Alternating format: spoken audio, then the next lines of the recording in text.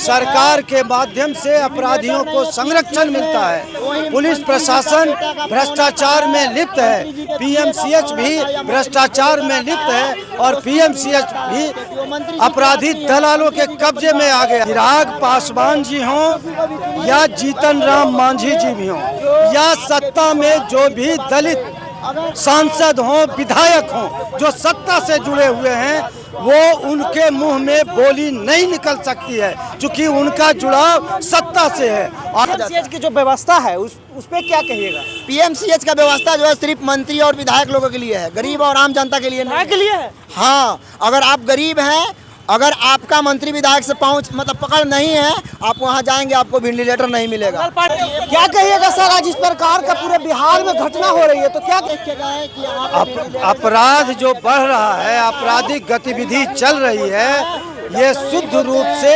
सत्ता संरक्षित है। सरकार के माध्यम से अपराधियों को संरक्षण मिलता है। पुलिस प्रशासन भ्रष्टाचार में लिप्त है, पीएमसीएच भी भ्रष्टाचार में लिप्त है और पीएमसीएच भी अपराधी दलालों के कब्जे में आ गया है।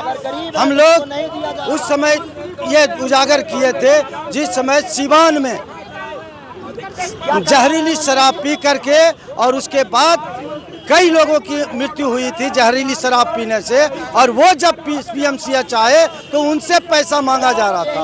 और आज ये भी यहाँ भी इसी तरह की दशा है। इसलिए हमारे जो स्वास्थ्य मंत्री हैं वो इसके लिए पूरे रूप से जिम्मेदार हैं। इस पांडे जी जिम्मेदार है पूरे रूप से। बिहार में जो भी सरकारी स्वास्थ्य व्यवस्था चल रही है, पूरे बिहार में चरमराई हुई है। कहीं भी सही ढंग से स्वास्थ्य व्यवस्था नहीं चल रही है। मंगल पांडे पे क्या एक्शन लिया जा सकता है? लीगल पांडे सीधा इस्तीफा दें, स्वास्थ्य मंत्री इस्तीफा दें और स्वास्थ्य मंत्री हर हॉस्पिटल में अपराध बढ़ाने में, दलाली बढ़ाने में ये महत्वपूर्ण भूमिका निभाए हैं। इसीलिए हम लोग मांग कर रहे हैं कि स्वास्थ्य मंत्री इस्तीफा दे। चिराग पासवान के समाज से आते थे वो लड़की, चिराग पासवान जी अभी तक कुछ नहीं बोले, क्या कहिएगा? चिराग पासवान जी हों या जीतन राम मांझी जी भी हों या सत्ता में जो भी दलित सांसद हों, विधायक हों, जो सत्ता से जुड़े हुए हैं, वो उनके मुंह में बोली नहीं निकल सकती है, क्योंकि उनका जुड़ाव सत्ता से है। और ये लोग जो सत्ता में हैं वो समाज सेवा के लिए नहीं है, दलितों के हित में खड़ा नहीं है। अगर ये दलितों के हित में खड़ा होते तो दलितों के शिक्षा के सवाल को वो सर्वोपरि रखते, दलितों के स्वास्थ्य के सवाल को, दलितों के रोजगार के सवाल को, दलितों के आर्थिक उन्नति के लिए, दलितों में सामाजिक समता स्थापित कराने के लिए, विषमता दूर करने के लिए ये महत्वपूर्ण भूमिका निभाते।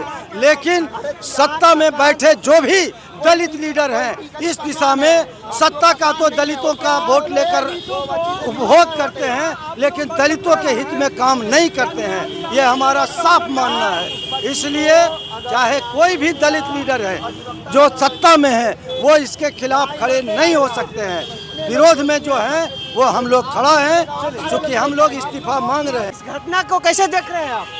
इस घटना को मैं बहुत ही निंदनीय तरीका से देख रहा हूँ, क्योंकि एक बच्ची के साथ बलात्कार होता है, उसके बाद उसको जान से मारने की जाती है, और वो बच्ची को जब मुजफ्फरपुर से रेफ़र किया जाता है पीएमसीएच में, तो जब बच्ची पीएमसीएच आती है तो 8 घंटा तक उसको एम्बुलेंस में रखा जाता है। पीएमसीएच की जो व्यवस्था है उस पे क्या कहिएगा? पीएमसीएच का व्यवस्था जो है सिर्फ मंत्री और विधायक लोगों के लिए है, गरीब और आम जनता के लिए नहीं। के लिए है? हाँ, अगर आप गरीब हैं, अगर आपका मंत्री विधायक से पहुंच पकड़ नहीं है, आप वहां जाएंगे, आपको वेंटिलेटर नहीं मिलेगा। मंगल पांडे जी स्वास्थ्य मंत्री, क्या कहिएगा?